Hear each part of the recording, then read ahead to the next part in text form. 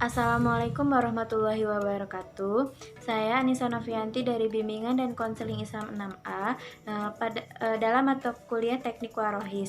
Pada kesempatan kali ini saya akan menjelaskan pengertian dan dasar-dasar dari perawatan rohani Islam.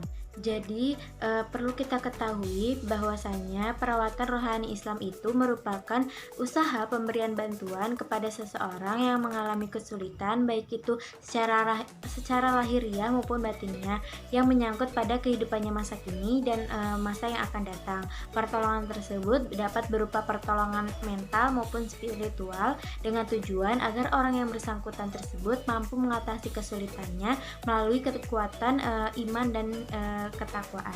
Di dalam perawatan rohani Islam ini tentu saja terdapat seorang perawat, di mana perawat tersebut merupakan pembimbing yang memberikan bantuan kepada individu agar individu tersebut mampu hidup selaras dengan kehidupannya berdasarkan dengan ketentuan dan petunjuk Allah, sehingga dapat mendapatkan kebahagiaan tidak hanya di dunia tapi juga di akhirat. Selanjutnya yaitu ada peran perawat rohani Islam.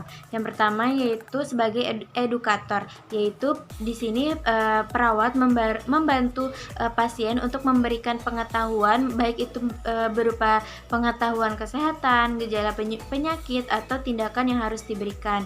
Yang kedua yaitu sebagai advokat, di mana perawat harus membantu klien untuk menginterpretasikan informasi-informasi yang didapat, baik itu berupa pemberian layanan atau informasi-informasi lain. Yang ketiga yaitu sebagai konselor. Nah, jadi di sini perawat itu membantu pasiennya untuk mencari alternatif yang dapat membantu klien dalam menyembuhkan permasalahannya. Peran perawat terakhir yaitu sebagai pembimbing rohani dalam aspek ibadah. Maksudnya di sini perawat itu membantu pasien dalam mengatasi permasalahannya yang berhubungan dengan tata cara ibadah. Contohnya yaitu ketika pasien sakit, bagaimana cara pasien itu melakukan sholat, bagaimana cara pasien itu berwudu, tayamum, dan lain sebagainya yang berhubungan dengan kegiatan ibadah pasien tersebut. Yang terakhir yaitu ada dasar-dasar perawatan rohani Islam.